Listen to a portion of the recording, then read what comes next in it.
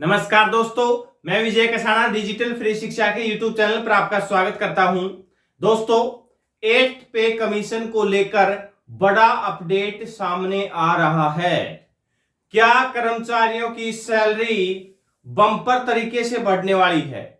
आखिरकार ये चर्चाएं क्यों चलने लगी हैं और 10 फरवरी की बैठक के बाद इन चर्चाओं का बाजार गरमाया हुआ है, यानी कि ये चर्चाएं जोरों शोरों पर चल रही हैं। अगर आप भी कर्मचारी हैं या फिर आप सरकारी नौकरी की तैयारी कर रहे हैं तो ये वीडियो सरकारी नौकरी की तैयारी करने वालों को तो मोटिवेट करेगा, और जो खुद फिलहाल सरकारी नौकरी पर हैं उनके लिए खुशखबरी इस वीडियो में बताई जाएगी। लेकिन उससे पहले आपका जो काम है वीडियो को लाइक करना और चैनल को सब्सक्राइब करना, वो आप करिएगा। बाकी की खुशखबरी हम आप तक पहुंचाते हैं। साथियों, आपको बता दें कि 8th पे कमीशन की घोषणा सेंट्रल गवर्नमेंट कर चुकी है, और इस घोषणा के बाद आपको चारों तरफ कई खबरें देखने को मिली होंगी। हमने इससे पहले वीडियो बनाकर आपको फिटमेंट फैक्टर का प्रोसेस बताया था कि कैसे फिटमेंट फैक्टर लागू किया जाता है। लेकिन अब आपको पता होगा 10 फरवरी को एक बड़ी बैठक हुई है। इस बैठक में क्या क्या बड़े सुझाव दिए गए हैं। लगभग 15 सुझावों के ऊपर इस बैठक में पेशकश की गई है, और वो क्या सुझाव हो सकते हैं, जो महत्वपूर्ण मुद्दे हैं, वो आपको इस वीडियो में बताए जाएंगे। ये खबर थी जिसमें आपने ये नोटिस भी देखा होगा साथियों, जब 3 फरवरी को ये नोटिस आया था जिसमें बैठक के बारे में बताया गया था कि स्टैंडिंग कमेटी की बैठक होगी।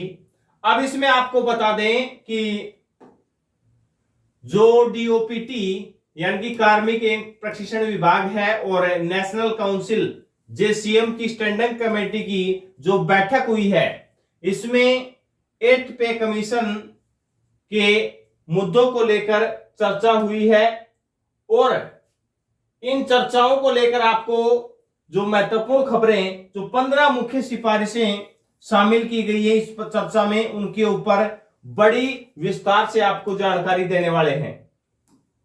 आपको बता दें साथियों कि पहली बार, क्योंकि हम कुछ ऐसे मुद्दों के ऊपर भी एक नेक्स्ट वीडियो लेकर आने वाले हैं जिसमें कई चर्चाएं होंगी। आपको पता है जब नया पे कमीशन गठित होता है तो उसमें हर महत्वपूर्ण मुद्दे के ऊपर चर्चा होती है कि आपके कितने मेंबर हैं और खाने में डाइट के हिसाब से कितनी महंगाई चल रही है, उस हिसाब से आपकी सैलरी है वो बढ़ाई जाती है। यानी कि हर मुद्दे पर कमीशन काम करता है।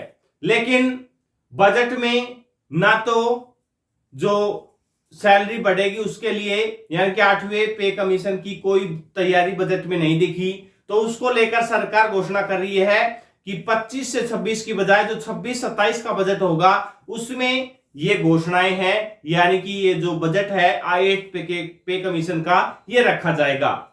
अब आपको जानकर हैरानी होगी, 15 जो सिफारिशें हैं उनमें एक तो सिफारिश है कि जो 1 से लेकर 6 पे स्केल है उनको मर्ज कर दिया जाए।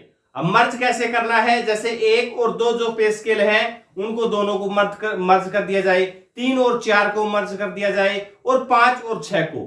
ऐसे ये 6 जो पे स्केल है इनका 3 पे स्केल ही कर दिया जाए, ये मांग रखी गई है। इसमें यानी कि जिसका पे स्केल कम है उसको बेनिफिट ज्यादा होगा। इसके अलावा जो फिटमेंट फैक्टर है वो कम, मिनिमम यानी कि 2 से कम तो किसी भी हाल में नहीं रहना चाहिए। वैसे मांग की गई है 2.6 से 2.8, ये फिटमेंट फैक्टर की लगभग मांग की गई है। 2.86 की बात हम कर सकते हैं, यानी कि 25 से 30% इसमें आपकी सैलरी बढ़ने की चांस है। इसके अलावा साथियों आपको बता दें कि जो 8 पे कमीशन का यानी कि आयोग है वो 1 जनवरी 2026 से लागू होना चाहिए। हो सकता है कि अगले अगर बजट में भी आता है तो अप्रैल या मई के लगभग इसकी जो अनाउंसमेंट हो या इसका बेनिफिट मिले, लेकिन जो बेनिफिट लागू होना चाहिए वो 1 जनवरी 2026 से ही लागू किया जाना चाहिए, ये मांग है। लेकिन साथियों इसका तो लगभग सरकार पहले घोषणा कर चुकी है कि 8वां पे कमीशन है वो 1 जनवरी 2026 से ही लागू किया जाएगा। अब इसमें आपको और भी जो मांगे हैं वो बता देते हैं। ये देख सकते हैं, जो मैंने लेवल 1 और 2 और 3 और 4 और 5 और 6 को यानी कि आपस में इनको मर्ज करने का जो बेनिफिट बताया है वो भी आप ये देख सकते हैं। इसके अलावा साथियों, अब जो महत्वपूर्ण चर्चा है वो ये है कि आखिरकार सरकार क्या दिल्ली चुनाव की वजह से अचानक घोषणा हुई है या कुछ बेनिफिट भी मिलने जा रहे हैं। तो साथियों, आपको बता दें कि बम्पर फायदा हो सकता है, क्योंकि इसमें जो फैमिली मेंबर हैं वो पहले 3 काउंट किए जाते थे, अब इसमें 5 काउंट किए जा रहे हैं। वैसे अभी कई जगह से डिमांड आ रही है कि 6 काउंट किए जाने चाहिए। अब 5 कौन कौन से हैं? एक तो कर्मचारी हो गया, और मदर और फादर हो गए 3। इसके अलावा कर्मचारी की वाइफ, और एक बच्चा इसमें काउंट किया जा रहा है, एक बच्चा। लेकिन अब ये हो गए 3, ये हो गए 2, ये हो गए 5 हो गए। लेकिन कहा जा रहा है कि 2 बच्चों को काउंट किया जाए। अगर 2 बच्चे काउंट होते हैं तो इसमें 6 मेंबर हो जाएंगे साथियों, 6 मेंबर हो जाएंगे। और पहले 3 मेंबर के हिसाब से आपको, यानी कि एक मेंबर जब काउंट किया जाता है तो उसके खान पान का खर्चा और हर तरीके के खर्चे देखे जाते हैं।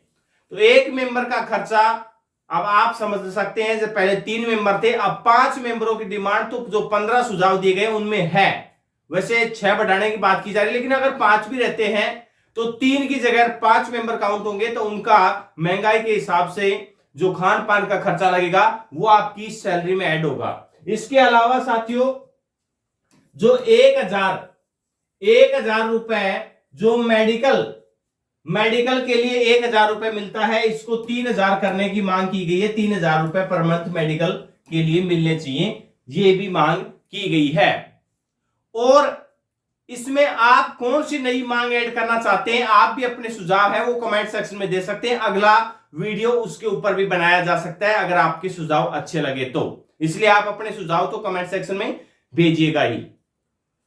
अब आपको और भी बता दें कि कहा जा रहा है कि जो 1957 में ये फॉर्मूले बने थे कि भी एक व्यक्ति है, उसका जो खाने का, जैसे अनाज का खर्चा, चावल का खर्चा, या हर तरीके के जो खर्चे होते हैं कि कैंडिडेट के, वो 1957 में निर्धारित किए गए थे।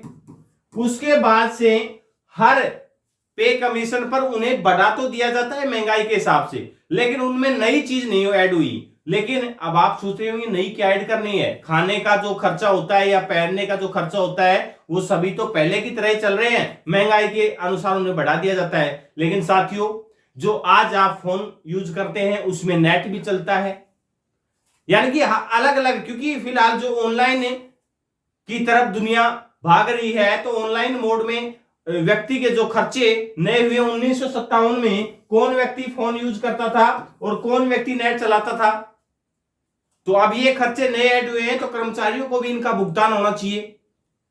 इसीलिए कई नई चीजें ऐड करने के सुझाव दिए गए हैं जिससे सैलरी में बम्पर इजाफा हो सकता है। अगर ये सभी सुझाव है, यानी कि 15 सुझाव के अलावा भी और भी सुझाव होने हैं अभी तो, क्योंकि अभी तो चेयरमैन और मेंबर ही नहीं गठित किए गए हैं, उससे पहले ये सुझाव मांगे गए थे। अभी तो और कई सुझाव आने हैं अलग अलग डिपार्टमेंटों से, तो उनके ऊपर भी नजर रहेगी। लेकिन आपको ये सुझाव कैसे लगे कमेंट सेक्शन में जरूर बताना। ऐसे ही जो भी अपडेट होगी वो आप तक पहुंचाते रहेंगे। अपना कीमती समय देने के लिए बहुत बहुत धन्यवाद।